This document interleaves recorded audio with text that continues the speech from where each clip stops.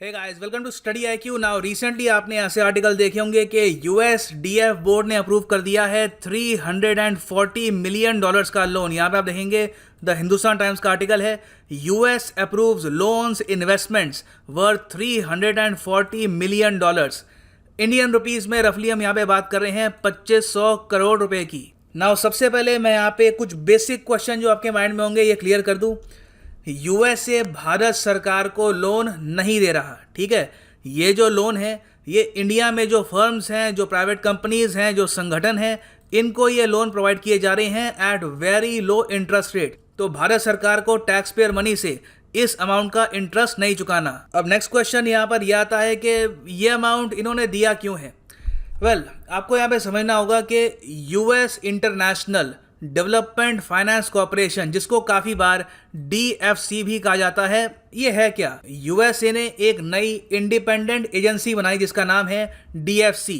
इनका मेन काम ये है कि दुनिया भर में, प्राइमरली अफ्रीका में और इंडो पैसिफिक रीजन में, जो प्राइवेट फर्म्स हैं, जो बैंक्स हैं, जिनको लोन मिलना काफ़ी मुश्किल है, जिनको फंडिंग की प्रॉब्लम आती है, उनको अट्रैक्टिव इंटरेस्ट रेट पर ये लोन बांटते हैं। और ये independent agency US foreign policy का एक क्रिटिकल पार्ट है। इसको एक्चुअली इन्होंने बनाया था एक एक्ट के अंडर। एक्ट का नाम है build act, better utilization of investment leading to development act of 2018। अब यहाँ पे आपके माइंड में क्वेश्चन आएगा कि ये जो अप्रोच है ये चाइना जैसी है, जिस तरीके से चाइना लोन बांटता है in the belt and road initiative और ओआरओबी के अंडर जो वो लोन बांटते हैं, तो उसी तरीके से डीएफसी हो गया।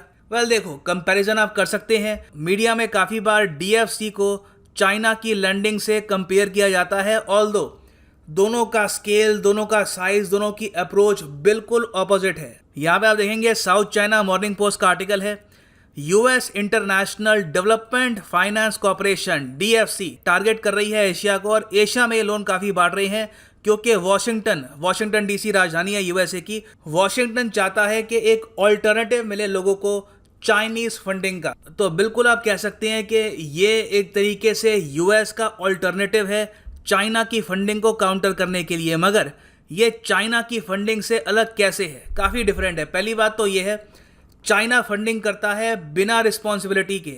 अगर एक देश है जिसको मैक्सिमम लोन देना चाहिए उसकी इकोनॉमी के हिसाब से 10 बिलियन का, वहाँ पर चाइना ने काफ़ी बार 30 बिलियन या इवन $40 बिलियन का भी लोन दिया है to various government agencies. USA पहली बात तो ये अप्रोच फॉलो नहीं करता। ये खुद कहते हैं अपनी वेबसाइट पे कि जो भी हमारे कॉन्ट्रैक्ट्स होते हैं ये सस्टेनेबल होते हैं। सबसे बड़ी बात, हम अगर किसी कंपनी को लोन देते हैं तो पहले देखते हैं कि कंपनी का साइज़ क्या है, उसका ग्रोथ पोटेंशियल क्या है। हम ऑब्वियस सी बात है इतना लोन नहीं देंगे कि कल को कंपनी को एक्वायर करना पड़े। दूसरी बात यह है कि ये प्राइमरली फोकस करते हैं कॉरपोरेशंस पर। गवर्नमेंट्स को लैंडिंग डीएफसी अभी तक तो खैर इन्होंने ना के बराबर करी है। इन द फ्यूचर हो सकता है कि चेंज हो जाए पॉलिसी, मगर अभी तक गवर्नमेंट फंडिंग इनकी ना के बराबर है। फिर एक और एस्पेक्ट है कि डीएफसी की फंडिंग काफ़ी ट्रांसपेरेंट है। जो इनके इंटरेस्ट रेट हैं वो काफ़ी हद तक जो बेंचमार्क इंटरेस्ट रेट होते हैं यूएस में ट्रेजरी के हिसाब से, उसके हिसाब से चलते हैं। तो बहुत ही आसानी से आप पता लगा सकते हैं कि इनका इंटरेस्ट रेट क्या है लोन देने का।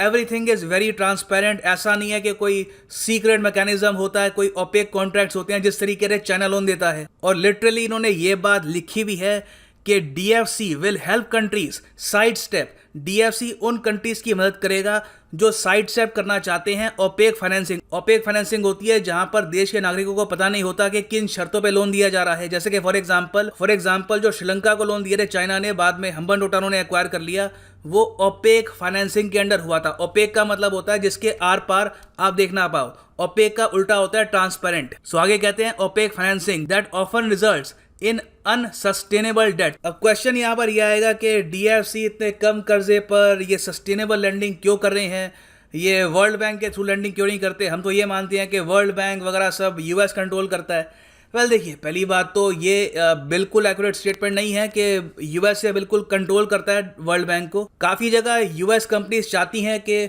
वो बड़ी इन्वेस्टमेंट करे, मगर उससे पहले वो चाहते हैं कि उस रीजन में बेसिक इंफ्रास्ट्रक्चर पहले ही बन जाए, वहाँ पे जो कॉर्पोरेशंस हैं उनके पास कुछ फाइनेंसिंग ऑलरेडी हो। तो उसकी तैयारी भी काफ़ी बार डीएफसी कराता है। तो रिसेंटली क्या हुआ है कि अफ्रीका के कई देशों में वहाँ पर जो बैंक्स थे उनके पास पैसा था नहीं। सो जब बैंक्स के पास पैसा नहीं होगा तो वो लोन नहीं बांटेंगे, तो और ओवरऑल उस रीजन की डेवलपमेंट होगी नहीं। तो USDFC ने उन बैंक्स को लोन दिया और उसके बाद अमेरिकन कंपनीज वहाँ पर आई, उन्होंने इन्वेस्टमेंट करी और DFC ने काफ़ी हद तक उनके लिए ग्राउंड वर्क तैयार कर दिया था। और इस सब में मैं एक और चीज़ ऐड करना चाहूँगा, ब्लू डॉट नेटवर्क को, जो चाइना की अग्रेसिव फंडिंग का मॉडल है उसको काउंटर करने के लिए DFC के अलावा USA ने कुछ फ्रेंडली कंट्रीज के साथ लॉन्च किया है ब्लू डॉट नेटवर्क।